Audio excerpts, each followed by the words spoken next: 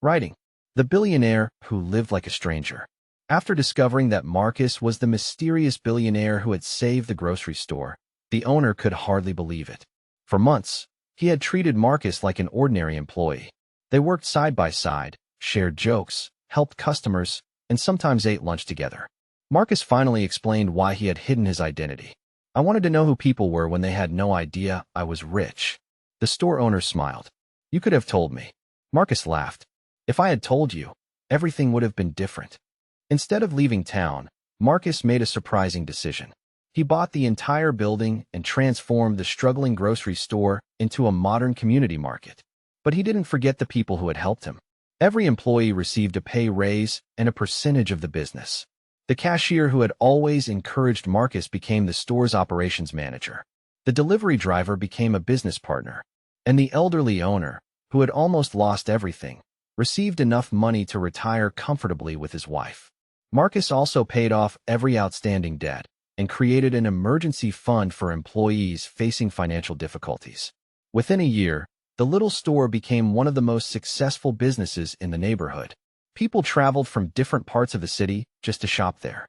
But Marcus remained humble. Every weekend, he returned wearing simple clothes and helped customers carry their groceries. One rainy afternoon, an elderly woman slipped outside the store. Marcus immediately ran through the rain to help her. She looked at him and said, "Young man, you don't act like a billionaire." Marcus smiled. "That's because being rich isn't the most important thing about me." Then something unexpected happened. A teenage boy standing nearby recognized Marcus from a business magazine. "Wait, you're Marcus Vale. You're a billionaire." Everyone turned around. The store owner laughed. "Well, I guess our secret is finally out." Within hours, the story spread across social media. Thousands of people were amazed that a billionaire had spent months working anonymously in an ordinary grocery store. Reporters arrived outside the market. Some offered Marcus millions for exclusive interviews. Marcus refused. Instead, he announced something that shocked everyone. He would use part of his fortune to help struggling families and small businesses across America. He created the Stranger's Chance Foundation, starting with 100 small businesses that were close to shutting down. One of those businesses belonged to a single mother named Sarah, who was about to close her small bakery after losing almost everything. Marcus secretly paid her debts and provided enough money for her to reopen. When Sarah discovered who had helped her, she cried, "I don't even know how I can repay you." Marcus simply replied, "Someday, someone else will need your help. That's how you repay me." The story became one of the most talked about stories in the city. Years later, Marcus became known not only as a billionaire, but as one of America's most generous businessmen. Yet whenever reporters asked about his greatest achievement, he never mentioned his mansion, private jets, or billions of dollars.